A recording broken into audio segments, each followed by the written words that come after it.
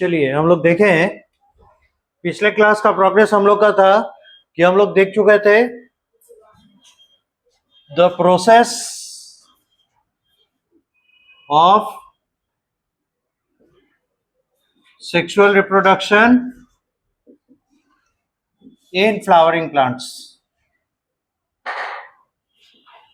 ठीक है, और इसमें तीनों फेजेस हम लोग देखे थे, pre fertilisation, fertilisation and post fertilisation phases, यानी वो प्रोसेस पूरा हो चुका था।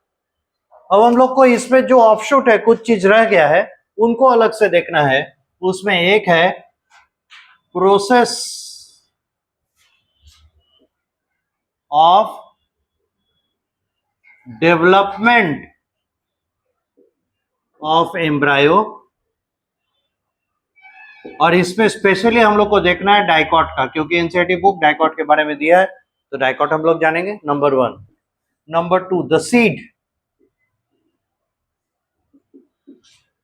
डाइकॉट एम्ब्रायो का formation and the dicot embryo and monocot embryo.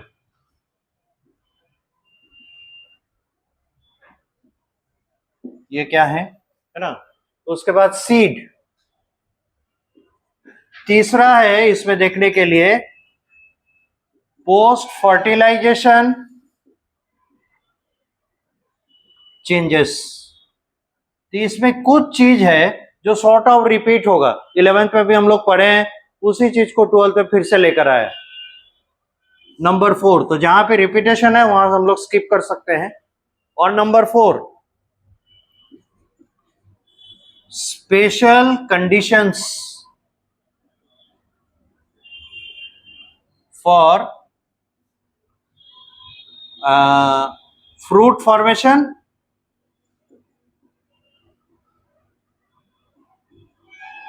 and seed formation, या इसे आप कह सकते हैं पार्थेनोकार्पी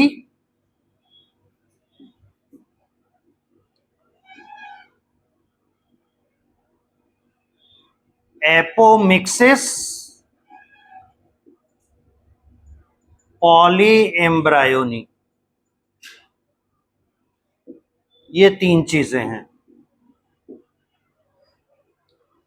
ये चीज हम लोग को जानना है, जो इस प्रोसेस के अलावा एक्स्ट्रा हम लोग को देखने को मिलेगा। ठीक है,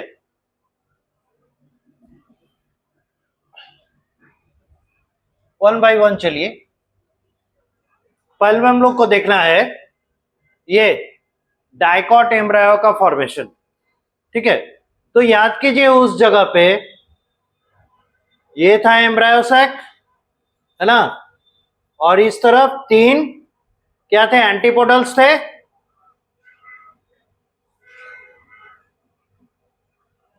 और इस तरफ बना था जाइगोट। ठीक है, और यहां पे बना था पीईसी, प्राइमरी एंडोस्पर्म सेल, है ना, और इस तरफ एक छोटा सा बचा हुआ सिनर्जिट था। बाकी इधर वाला सिनर्जिट तो रप्चर हो गया था, फिलीफॉर्म एपरेटस टूट गया था, यही बचा था। तो हम लोग यहां से स्टार्ट करेंगे। ठीक है, ये पहले नोट कीजिए, उसके बाद हम लोग आगे बढ़ते हैं। ओके, तो इसको मिटाएं, हम लोग को यहां से आगे बढ़ना है।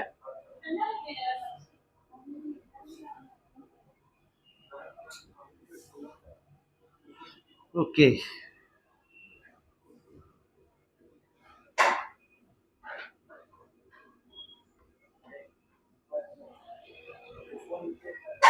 अब ये देखिए, इस एरिया को, इस एंड को हम लोग क्या कहते थे, याद करके बताइए। तो इधर हमारा ये एक सेल रहता था, एक सेल के नजदीक वाले एंड को हम लोग क्या कहते थे, बोलिए।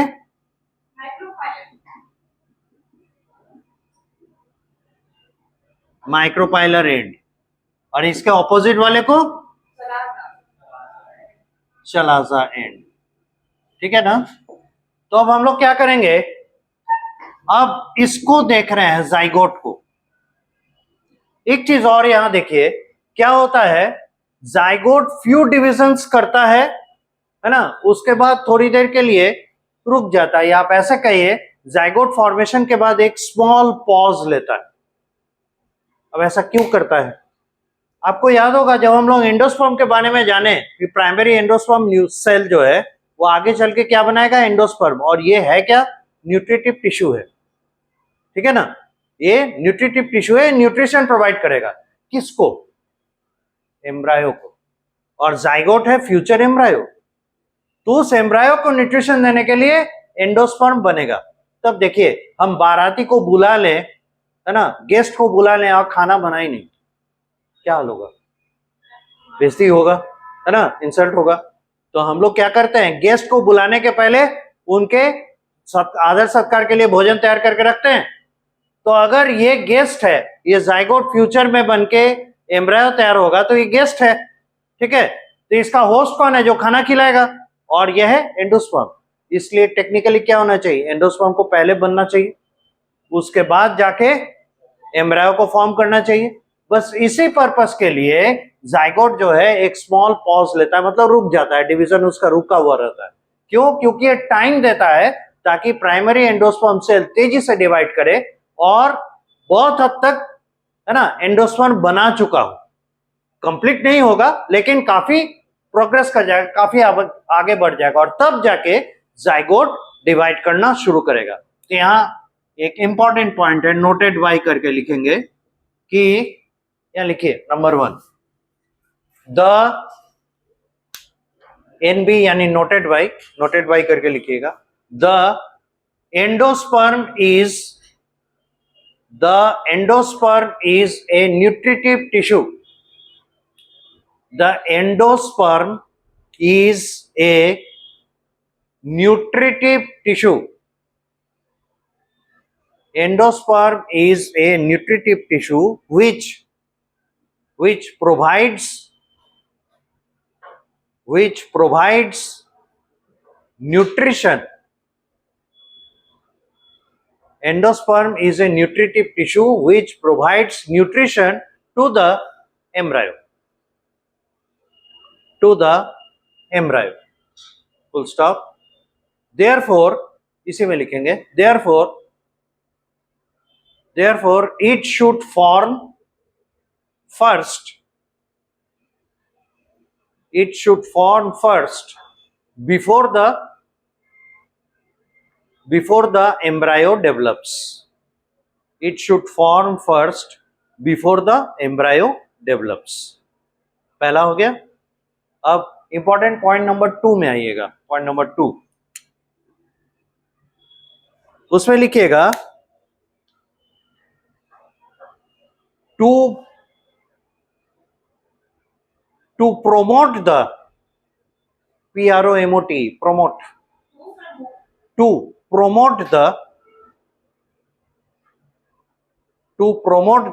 endosperm formation earlier,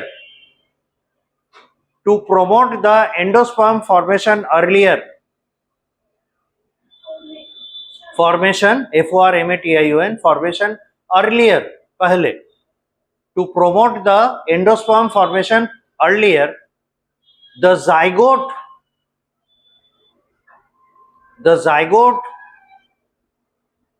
takes a pause, PAUSE, takes a pause for division,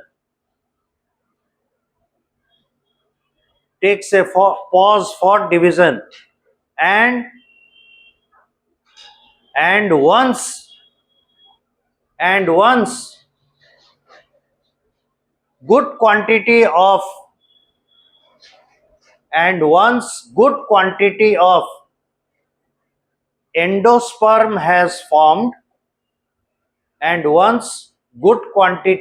endosperm has formed, the zygote starts division.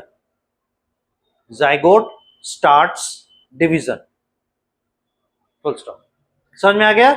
तो हम लोग देखना चाह रहे हैं एम्ब्रायो फॉर्मेशन, पर एम्ब्रायो फॉर्मेशन के पहले क्या जरूरी है, कि इसका एंडोस्पर्म बन जाए और तब जाके कहीं जाइगोट डिवाइड करना शुरू करे, ताकि इधर एम्ब्रायो बना और उधर उसका न्यूट्रिशन उसे मिलना शुरू हो गया।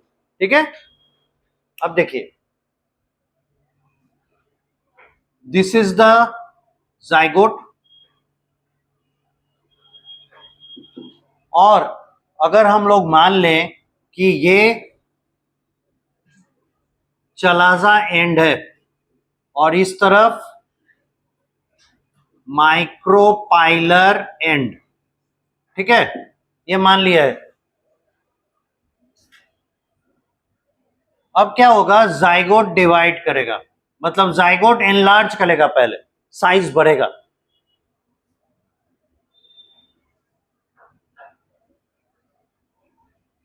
Enlarges in size.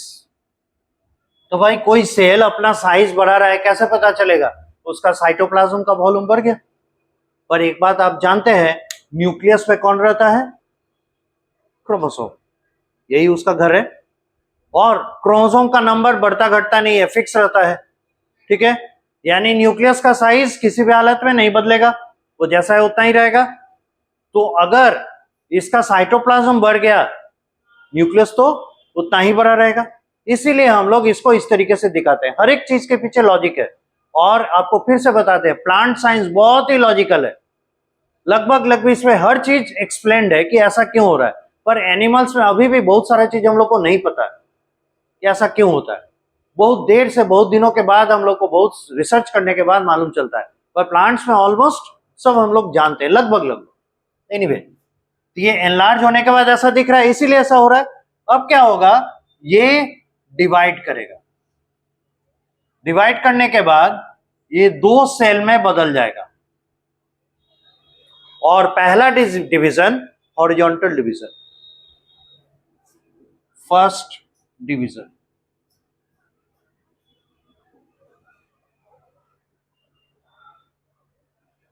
और इसमें डिवीजन के बाद, फर्स्ट डिवीजन के बाद ये क्या होगा, फिर सेकंड डिवीजन करेगा। और देखिए,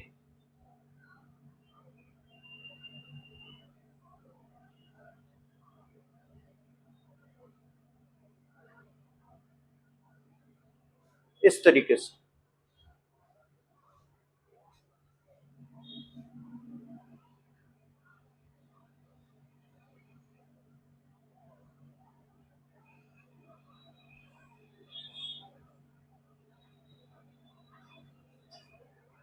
ये है टेट्राड स्टेट, 4 सेल स्टेज में आ गया। इसके बाद क्या होगा,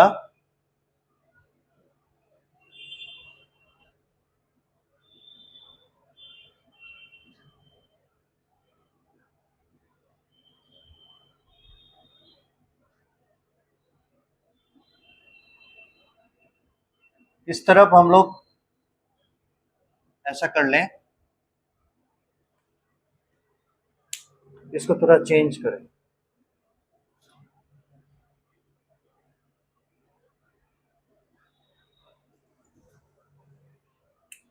इसको मान लीजिए माइक्रोपाइलर एंड, और इसको मान लें चलाजा एंड। ठीक है, तो एंडोस्पर्म का फॉर्मेशन किस तरफ हो रहा है? चलाजा एंड की तरफ, है ना? तो आगे देखिएगा,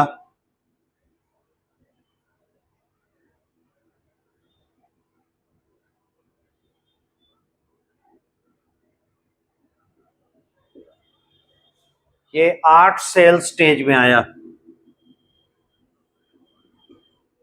ऑक्टेट स्टेज।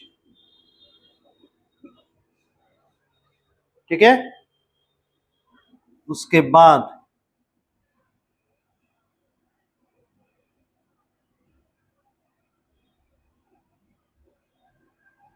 अब इस एरिया में डिवीजन बढ़ेगा।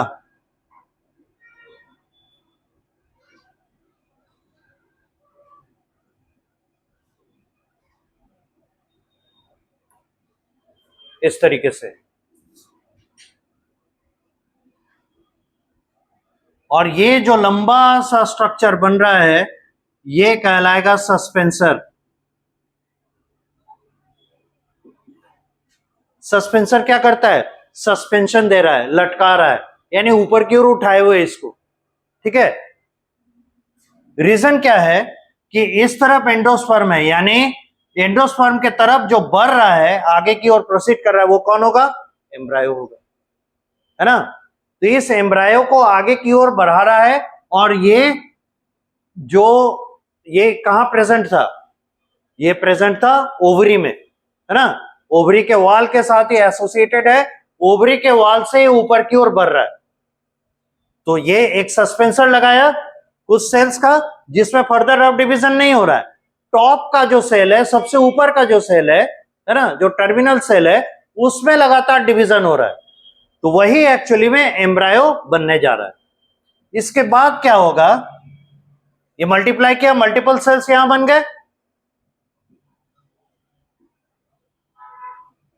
Multiple cells. इसके बाद ये और डिवाइड करेगा, और ये लगभग लगभग एक हार्ट के शेप में आ जाएगा।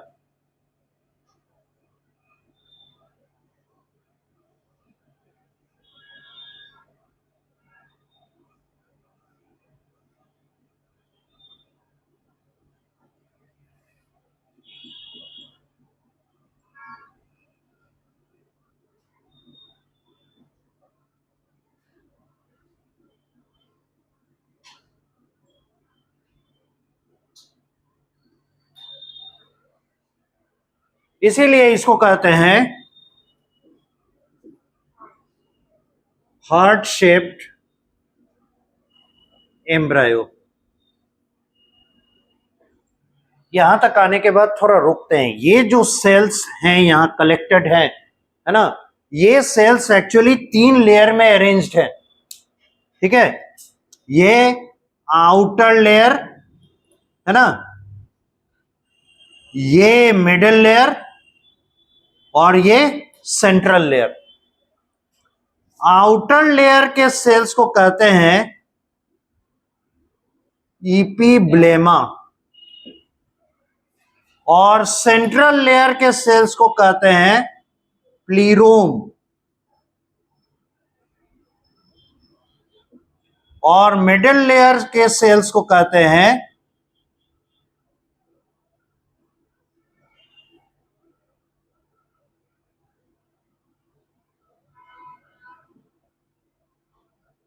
पेरीब्लेमा।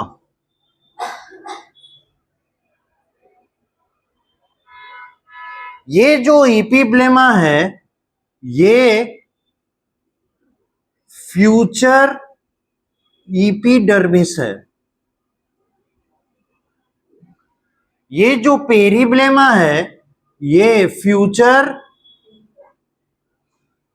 कॉर्टेक्स है, और ये जो प्लीरोम है ये फ्यूचर वैस्कुलर बंडल है, जो जाइलम एंड फ्लोएम प्रोड्यूस करेंगे।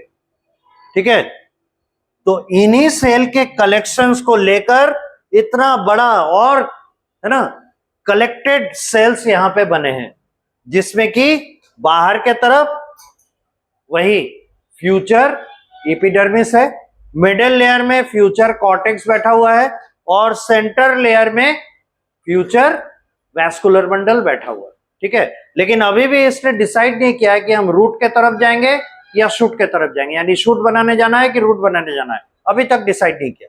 इसके बाद फर्दर क्या होगा?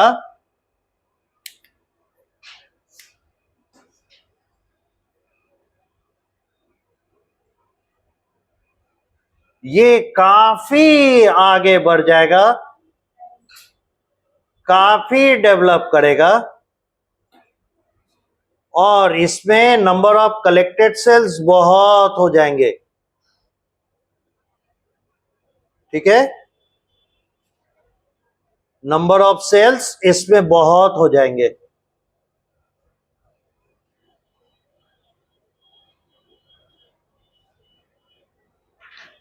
और ये दो जो डेवलप करेगा आगे के तरफ एनहांस्ड वे में, ये कहलाएंगे कॉटिलिडॉन्स। ठीक है, ये कहलाएंगे कॉटिलिडॉन्स। और इस जगह पे कहीं रहेगा शूट एपेक्स,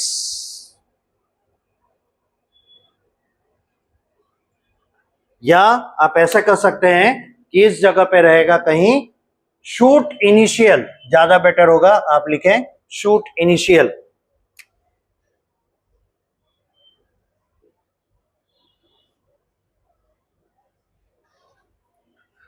और इस तरफ कहीं रहेगा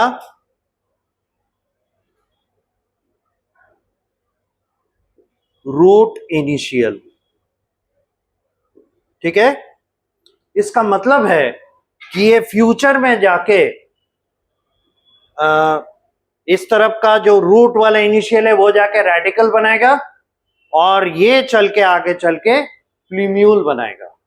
और यहां से आप समझ सकते हैं कि ये जो प्लीम्यूल है और ये जो रेडिकल है, ये क्यों रूट और शूट बना पाता है, क्योंकि रूट बनाने के लिए जो एपिडर्मिस, कॉर्टेक्स और वैस्कुलर बंडल चाहिए वो रेडिकल में उपस्थित है, और शूट बनाने के लिए शूट का जो एपिडर्मिस और उसका कॉर्टेक्स और उसका जो वैस्कुलर बंडल चाहिए वो प्लीम्यूल में प्रेजेंट है।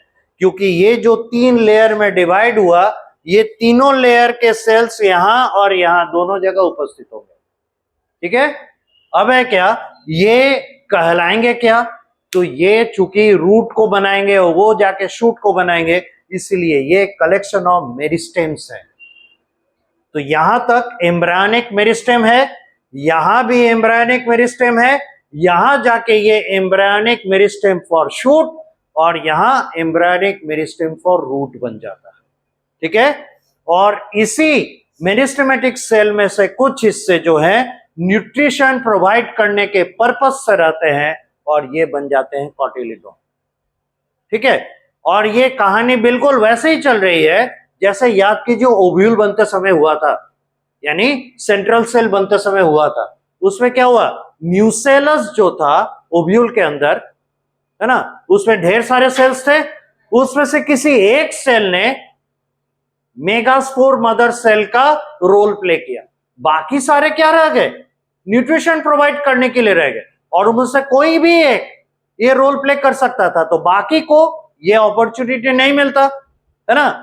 शुरू में तो सभी पोटेंशियली थे एक्टिव, लेकिन सिर्फ एक को मौका मिला, बाकी क्या रह गए, फूड प्रोवाइड करने के लिए। उसी तरह से यहां सबके पास मेरिस्टेम है, including this and this, this and this, but यहां के सेल्स इनको सप्लाई न्यूट्रिशन करने के लिए, है ना, अपने आप को रिजर्व रख लिए अपने फूड मटेरियल को, ताकि जर्मिनेशन के दौरान और लंबे ड्यूरेशन को सस्टेन करने के लिए, जब तक कि उसे जर्मिनेशन का टाइम नहीं मिलता, तब तक ये न्यूट्रिशन प्रोवाइड करने के लिए कॉटिलिडॉन बन के बैठे रहेंगे।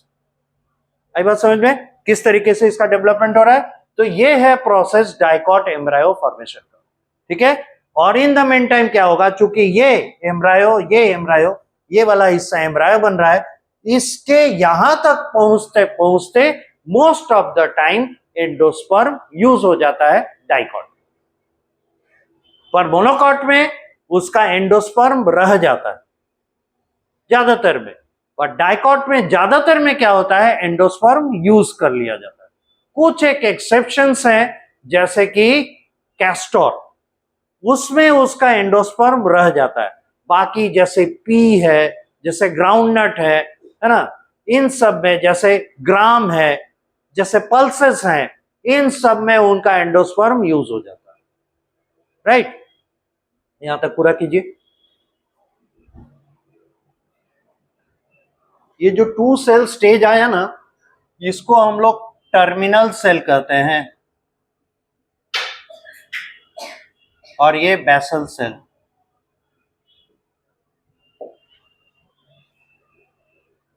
और ये जो आप बड़ा सा स्ट्रक्चर देख रहे हैं, इसे हॉस्टोरियम कहते हैं।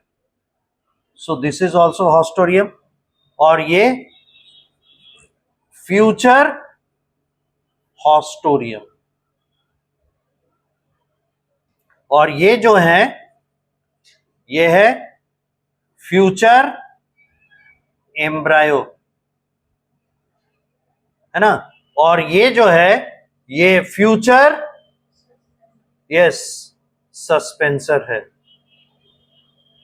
बाकी चल के यहां पे तो ये सस्पेंसर बन ही गया, है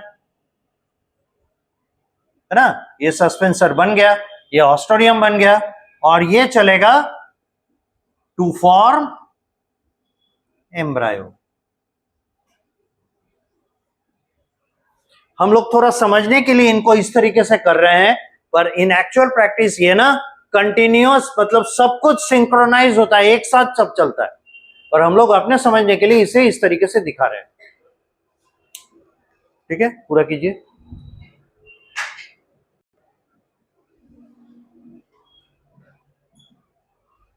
तो फिर हम लोग दिखाते हैं, इधर बिठा सकते हैं, इधर तो हो ही गया।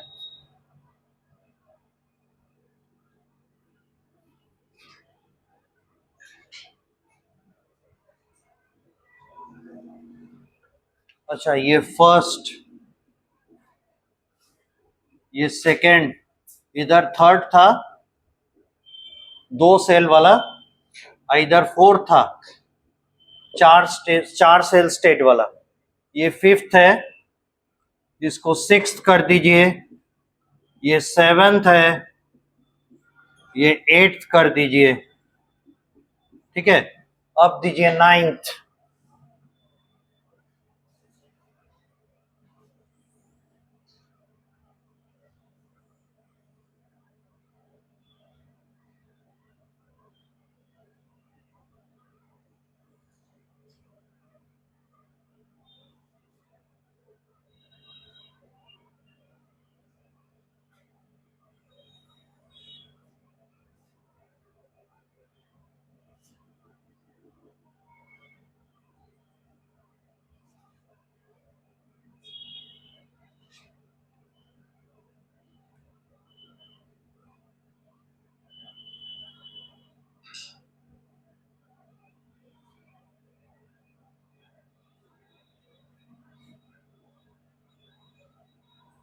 ये हो गया लिम्यूल, इस तरफ रेडिकल, ये दोनों कॉटिलेडॉन्स, ये हो गया एम्ब्रायोनिक एक्सिस,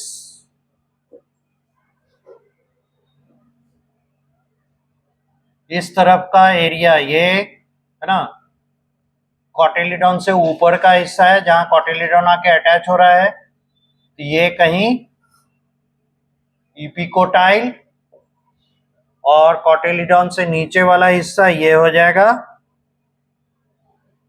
हाइपोकोटाइल, ठीक है, और ये फिगर है, या ऐसे ना करें, ये है मैच्योर, ये 9 जो है मैच्योर्ड डाइकॉट एम्ब्रायो है ये, ठीक है। अब इस फिगर को बताना है, ये फिगर क्या दिखा रहा है, तो फर्स्ट से लेके 9th तक हम लोग जो देख, हाँ कौन सा 9 है, ये 8 था,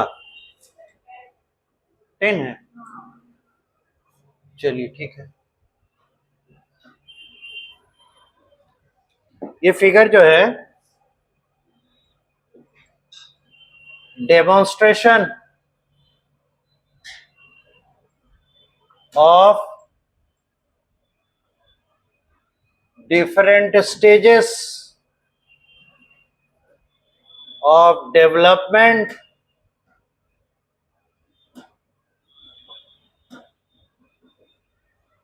of dicot embryo, demonstration of different stages of development of dicot embryo। ये फिगर इस तरीके से डायग्रामेटिक वे में इसको डिस्क्राइब कर रहा है। ठीक है, अब आपका यहाँ होमवर्क क्या होगा,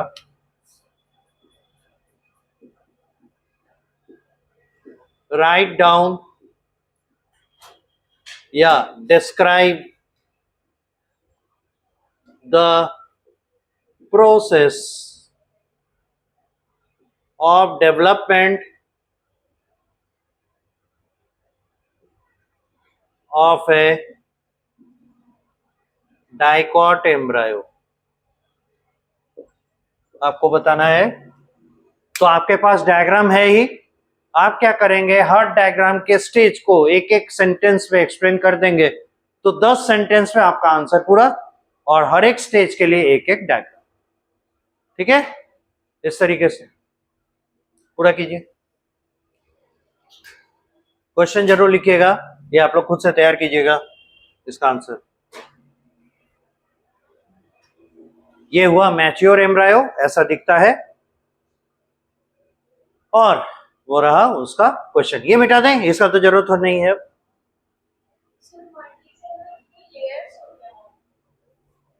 क्या बोले? हाँ, ये 3 लेयर है, इपीब्लेमा, पेरिब्लेमा एंड प्लीरोम, ये 3 लेयर में है। ये इपीब्लेमा हो गया आउटर लेयर, है ना। अगर कंफ्यूजन हो रहा है तो यहाँ हम लोग मेंशन नहीं करते, इपीब्लेमा सीधे आउटर लिख दीजिए, याद रहेगा। पेरिब्लेमा हो गया मिडल, और प्लीरोम हो गया इनर।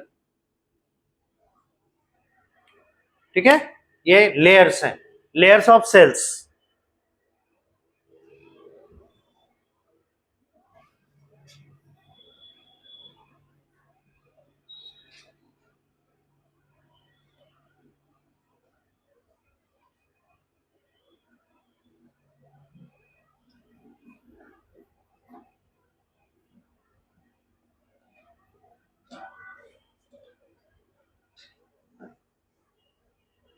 ये तो हो गया था ना पूरा सभी का।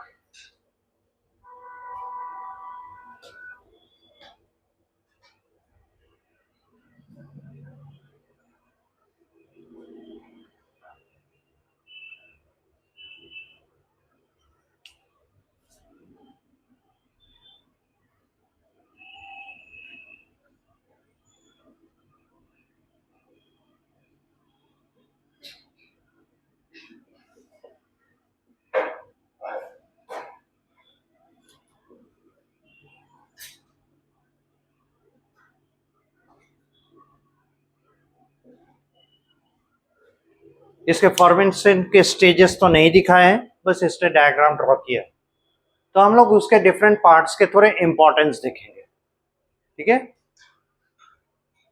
बेटा दे, इधर हो चुका।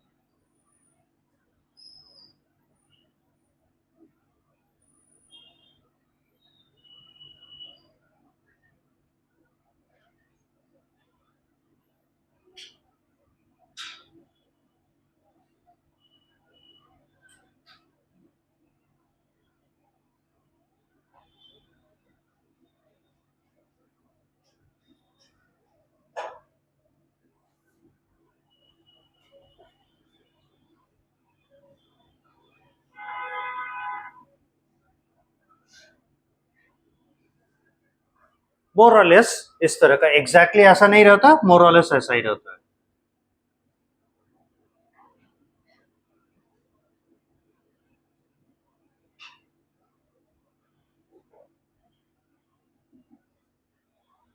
देखिए इसमें क्या दिखाना चाह रहा है, ये है इसका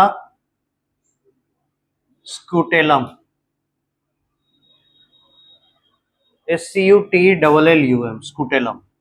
ये स्कूटेलम जो है ये इसका एग्जिस्टिंग सिंगल कॉटिलेडॉन है।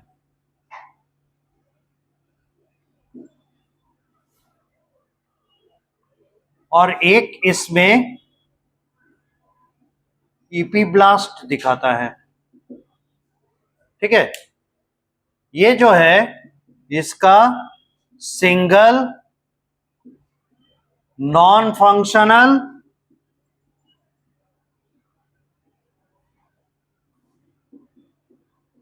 परसिस्टिंग कॉटिलेडॉन है। तो ये एक वेस्टिजियल पार्ट की तरह इसके साथ जुड़ा हुआ है, जैसे हमारा पिन्ना, ये एक्चुअली में हमें सुनने में कोई सपोर्ट नहीं करता, लेकिन हमारे पास्ट जनरेशन्स में यानी हमारे एंसेस्टर्स में ये फंक्शनल था। वो डिफरेंट साइड में इसके साथ मसल्स लगे होते थे और ये रोटेट करता था, पूरा रोटेट नहीं पर पार्शियली घूमता था ताकि अगल बगल से साउंड कलेक्ट कर सके। आजकल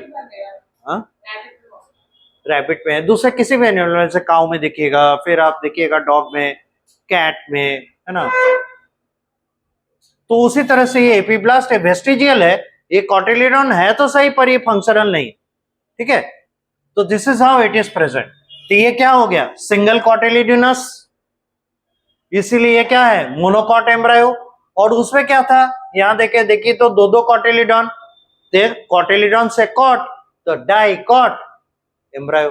दिस इज कॉटिलिडॉन से कॉट, मोनोकॉट एम्ब्रायो, ठीक है। अब जो मोनोकॉट एम्ब्रायो बना दिए तो हमको इसमें एम्ब्रायोनिक एक्सिस दिखाना होगा।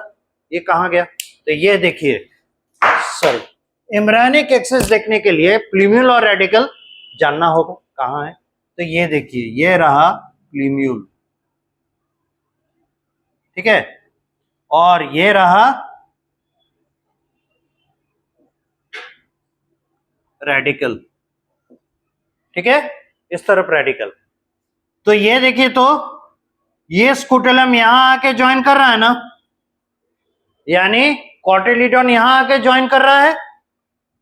तो यहां से एक हाइपोथेटिकल एम्ब्रायोनिक एक्सिस किसने, जैसे यहां की हाइपोथेटिकल एम्ब्रायोनिक एक्सिस, यहां भी एक हाइपोथेटिकल एम्ब्रायोनिक एक्सिस खींच सकते हैं, जिसको क्या कहेंगे, एम्ब्रायोनिक एक्सिस। और अभी अभी हम लोग सीखे हैं एम्ब्रायोनिक एक्सिस पे जहां कॉटिलिडॉन आके वर्चुअली ज्वाइन करता है, उससे ऊपर के हिस्सा को क्या कहते हैं, इपीकोटाइल, और उससे नीचे वाले को हाइपोकोटाइल। तो देखिए, तो फिट कर गया सारा चीज, इपीकोटाइल से ऊपर प्लूम्यूल, हाइपोकोटाइल से नीचे रेडिकल। देखिए तो इपीकोटाइल से इस तरफ क्या होगा, कहीं इपीकोटाइल के नजदीक प्लूम्यूल, और इधर हाइपोकोटाइल, हाइपोकोटाइल के नजदीक रेडिकल।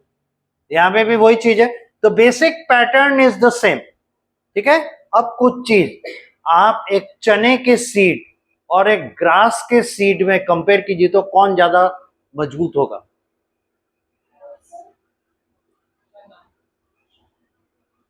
ग्रास का सीड, चना का सीड ज्यादा मजबूत होगा ना, क्योंकि उसका बड़ा हार्ड टफ सीड कोट है, इसका उतना नहीं होता। तो अगर इसका सीड कोट कमजोर है, सॉफ्ट है, इजीली पेरिशेबल है, आराम से टूट जाएगा, तो फिर इसके एम्ब्रायोनिक मेरिस्टेम को अपना प्रोटेक्शन लेके रखना पड़ेगा। तो इसी प्रोटेक्शन के लिए ऊपर के तरफ क्या रखता है, एक प्रोटेक्टिंग कवर। इस एम्ब्रायोनिक मेरिस्टेम फॉर स्टेम का एक प्रोटेक्टिंग कवर रहता है, COLEOPTILE, क्या पढ़ेंगे, कोलियोप्टाइल। ये कोलियोप्टाइल क्या है, इसका प्लूम्यूल का प्रोटेक्टिंग कवर। ये हो गया protecting cover of plumule.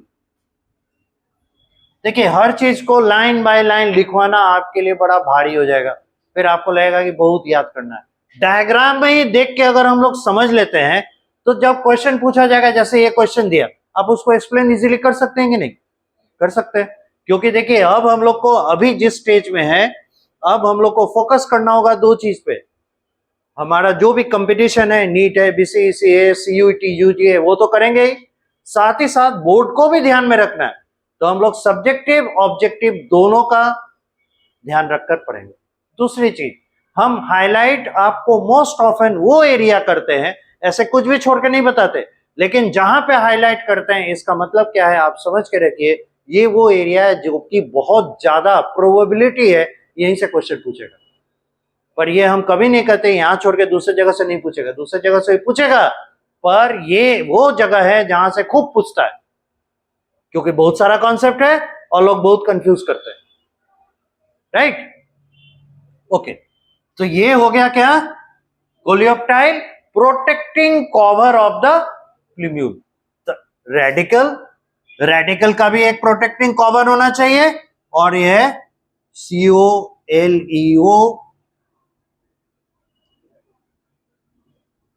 COLORHIZ है, कोलोराइजा।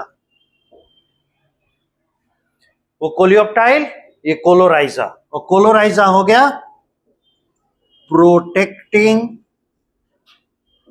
Cover of radical. तो आप बोलेगा तो फिर ये एक तो क्या आप कैप जैसा बनाए हैं? तो ये कैप जैसा इसलिए बनाए हैं क्योंकि ये एक्चुअली में रूट कैप है, क्योंकि रेडिकल रूट बनाएगा और जन्मते के साथ जब जमीन में घुसपैठ करेगा वही ये टूट जाएगा। तो फ्रिक्शन से बचाने के लिए इसके पास कुछ होना चाहिए ना, तो that protecting cover is root cap, जो कि ये अपने साथ लेकर रखता है। ठीक है, तो जब इसे प्रोग्रेस करने का यानी जर्मिनेट करने का मौका मिलेगा, तो इसका रूट कैप के साथ रेडिकल जो रूट प्रोड्यूस करेगा वो जमीन में, है ना, सॉइल में फ्रिक्शन लेके आगे बढ़ेगा, और जब फ्रिक्शन होगा रूट कैप घिस जाएगा, फिर peripheral cells of the radical से फिर से रूट कैप बन जाएगा। राइट, इस तरीके से रूट कैप टूटते रहते हैं, बनते रहते हैं, टूटते रहते हैं, बनते रहते हैं, और अगर ये नहीं रहा तो रेडिकल डैमेज हो जाएगा और फिर रूट प्रोड्यूस नहीं कर पाएगा। ये हो गया, और इसमें कुछ बचा और इसमें कुछ नहीं। So figure diagrammatic representation of a monocot embryo of grass।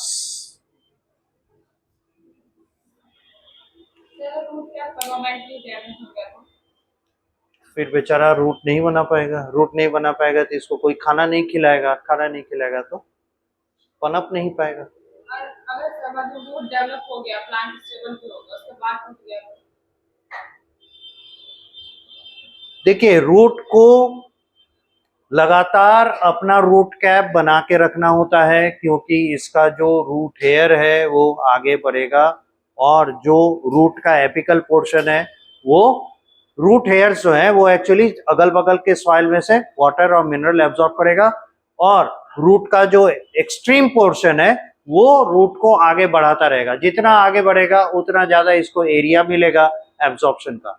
अगर किसी भी पॉइंट ऑफ टाइम में अगर इसका रूट कैप डैमेज हो गया तो फिर फर्दर प्रोग्रेस नहीं कर पाएगा। तो जिस एरिया का डैमेज हुआ उस एरिया का प्रोग्रेस नहीं करेगा। हम तो रेडिकल को तो बनने दे दिए, रेडिकल को रूट बनाने दे दिए, अब रूट का जो एपिकल मेरिस्टेम है वो लगातार इन स्ट्रक्चर्स को बना रहा है। अगर आप रूट का एपिकल मेरिस्टेम डैमेज कर दीजिएगा फिर तो गया प्लांट। जैसे बहुत पुराना पेड़ है, ठीक है, और उसके चारों तरफ रूट बढ़ते जा रहे हैं, बढ़ते जा रहे हैं, बढ़ते जा रहे हैं, आपको जितना बड़ा पेड़ दिखाई देगा बहुत लंबे चौड़े एरिया में उसका रूट फैला हुआ होगा। ठीक है, अगर आपको रोड कंस्ट्रक्शन करना है तो आप सोचिए अच्छा पेड़ तो यहीं तक है, तो यहीं थोड़ा सा छोड़ देते हैं, बाकी आगे तोड़ तार के काट कूट के अपना रोड बनाते हैं, कुछ दिन के बाद देखिएगा पेड़ सूख के गिर गया। रीजन क्या है, उसका जड़ बहुत दूर तक 100 मीटर 50 मीटर आगे तक भागा हुआ था बहुत पुराने पेड़ का, लेकिन हम ये बात समझ नहीं पाए, हम उसको स्लैश कर दिए।